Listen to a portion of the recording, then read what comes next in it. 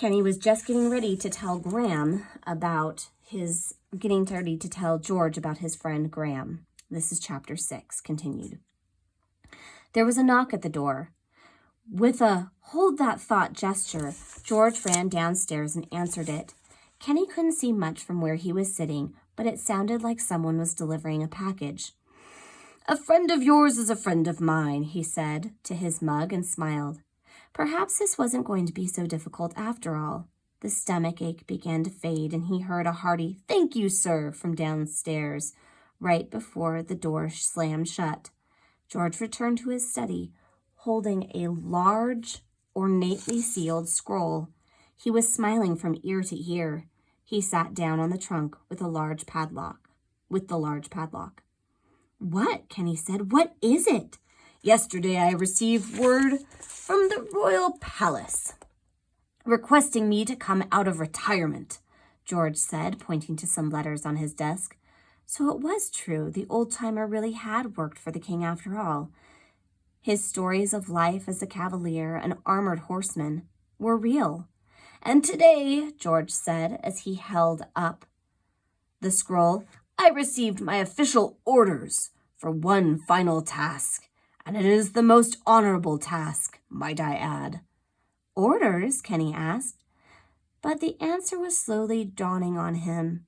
He glanced down at the trunk with the padlock.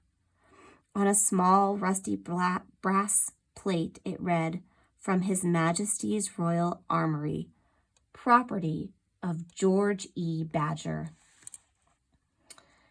King, orders, armor. George was a knight. The oldest gent stood gallantly, opened the scroll, cleared his throat, and read, My dear George, it has been ages since we last spoke. I do hope this letter finds you in the best of health, and your little shop thriving. The court has never quite been the same since you retired.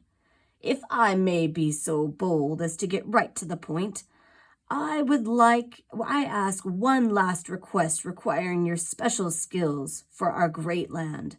It seems there was a bit of a kerfuffle down in Round Brook, and only you can resolve.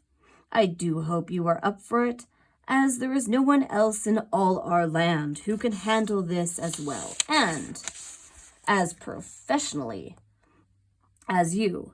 You're such a saint for doing this. As always, I remain your faithful friend and ruler, the King. P.S. Don't let me down. I've bet 4-1 you'll be triumphant. P.P.S. Can you send over a copy of the bestiary? I seem to have misplaced mine. George stood with his hands on his hips, clearly invigorated by the letter. Well, what do you think of that? The river stone had expanded beyond Kenny's stomach.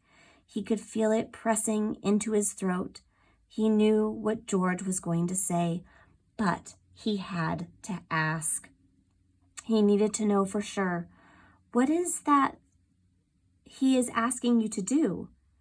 The knight opened the trunk, revealing a complete suit of armor.